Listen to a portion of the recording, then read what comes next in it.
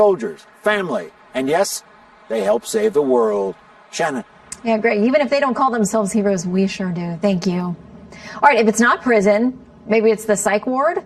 House Democrats planning a town hall on the president's mental health. So, spoken Trump critics John Yarmuth and Jamie Raskin. Yarmuth says the event is because, quote, the president is manifesting dangerous behavior and the American people need to be alert to it. Though he did not explain his reasoning, which is why he plans on bringing in Dr. Bandy Lee, a psychiatrist, Trump critic, and editor of the book, The Dangerous Case of Donald Trump. Dr. Lee believes it's imperative that members of Congress listen to a group of anti-Trump psychiatrists so they can understand that the president's mental health has deteriorated to the point where it poses a threat to the country. Now, keep in mind, none of these psychiatrists have actually treated the president. And that's a pickle because the American Psychiatric Association prohibits members from diagnosing people they have never evaluated, especially public figures. It turns out it's unethical. But Dr. Lee says no worries because, quote, it no longer takes a medical professional to recognize the seriousness of the current presidency. Maybe that's why attendees of this group diagnosis will also be shown a video featuring experts talking about why the president is unfit for office. What experts, you ask? That would be philosophers, historians, and journalists, though I never got a call. Congressman Yarmuth says he doesn't think the president's mental health is an impeachable issue, but the 25th Amendment dealing with presidential fitness, that's a different thing altogether. We don't yet know which members of Congress might be attending, but because of the situation, Yarmuth and Raskin want this event held imminently. Unless, of course, nobody's around, and then maybe July or August will do. There has been no comment so far from the White House. Shannon. Trace Gallagher, thank you very much. All right, Congresswoman Ilhan Omar is at the center of a controversy once again. The freshman Democrat's accused of violating Minnesota campaign finance rules and has been ordered to personally reimburse her own campaign account more than $3,400. She's also been fined $500. Well, the mystery over the deaths of American tourists at a resort in the Dominican Republic deepening tonight. Correspondent David Lee Miller with the latest on what could now be 4 possibly linked cases. Shannon, relatives of 51-year-old Yvette Sport say she died last June while visiting the Bahia Principe resort property in Punta Cana with her fiancé. The death certificate says Sport had a fatal heart attack, but family members are not convinced. They say she died after a drink from the minibar, went to sleep, and never awoke. Her sister says Sport was relatively healthy and can't think of any reason she died so suddenly. Fueling their skepticism, on May 25th, another Pennsylvania woman, Miranda Sharp Warner, while staying at another Grand Bahia property, died under mysterious circumstances after also having a drink from the minibar. 5 days later, a Maryland couple, 49-year-old Cynthia Ann Day and 63-year-old Nathaniel Edward Holmes, were found dead in their room at the Grand Bahia Principe La Romana. Sports family says requests to authorities for more information have been ignored. We were promised within 3 months that we would receive a toxicology report.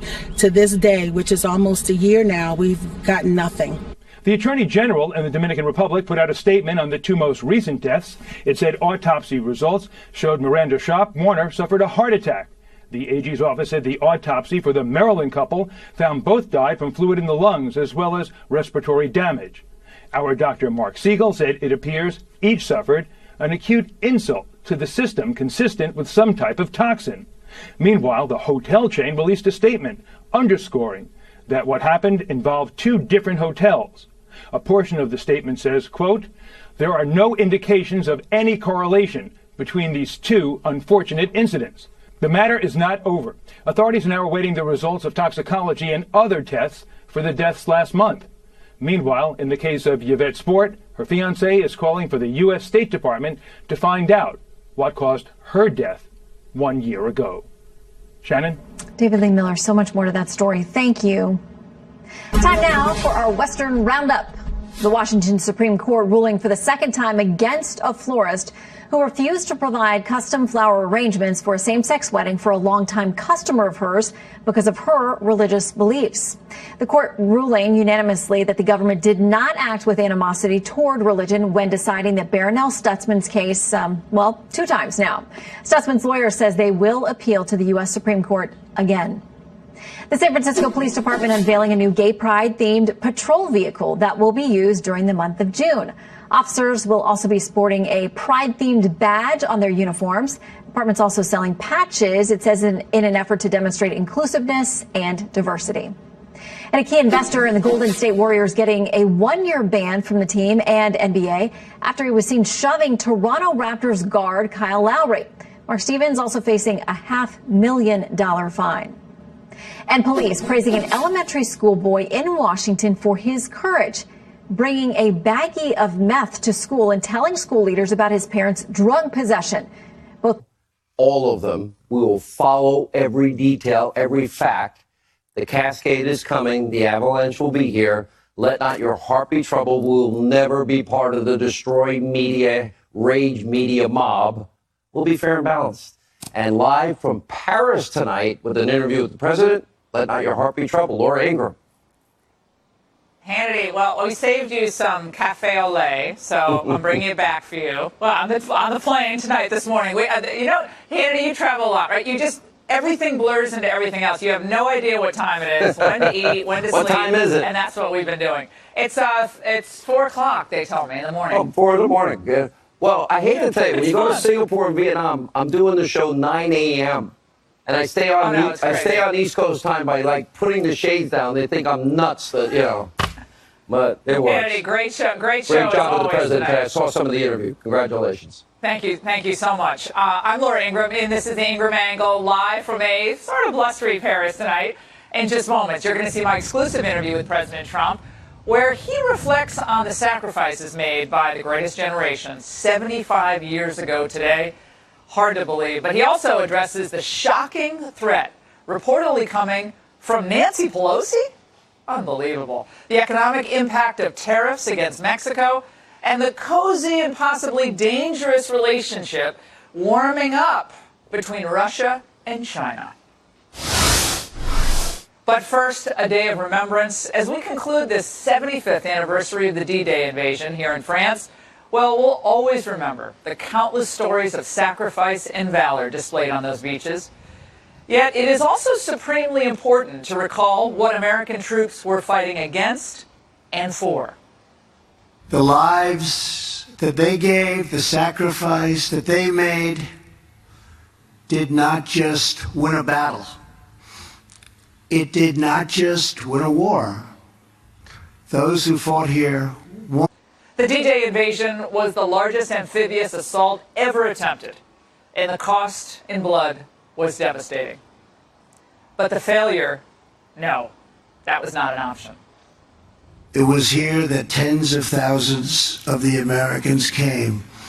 The GIs who boarded the landing craft that morning knew that they carried on their shoulders not just the pack of a soldier, but the fate of the world. Colonel George Taylor, whose 16 attitude, or as Queen Elizabeth called it, the resilience, helped the good guys win in the Second World War. And long after today's pomp and ceremony has faded, it will be up to new generations to repel, to recognize, and destroy the new evils that threaten our God-given right to live free. And now, here's my exclusive interview with President Trump from Normandy on this historic day. Mr. President, thank you so much for being here with us today. 75th anniversary of the D-Day landing. You've had, by all accounts, an incredible trip.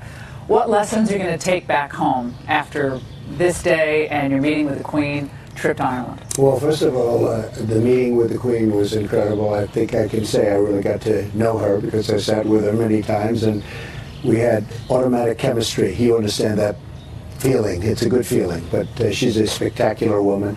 And the people I met so many veterans, and we're talking about people that have seen it. They've seen days like nobody else, and they are just really incredible people. And feeling this beautiful weather, was raining last night, the weather broke.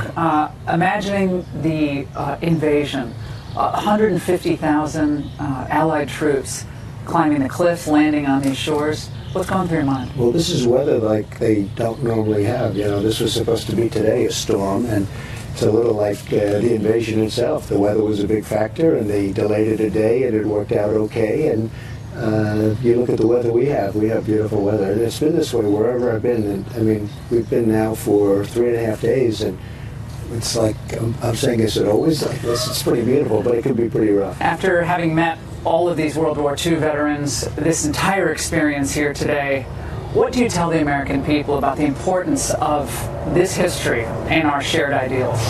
That there was never a more important battle, there was never a more important event than the event 75 years ago today. Think of that. These were incredible, brave people who were just being blown up, and you have the graves all over. I mean, these were people that knew they were going to die. It was horrendous. The bravery, the valor. We're giving out medals today. You know, we're giving out medals to certain people, to certain families. This was one of the true, in terms of war, in terms of, probably you could also say in terms of peace, because this led to something very special. This was a very, very horrific day, but it was also a very special day, and it's an honor to be here.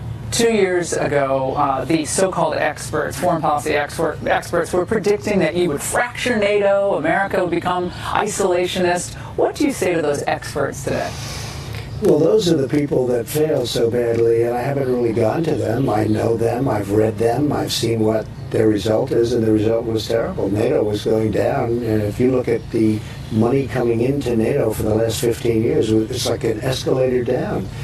And now it's like a rocket ship up.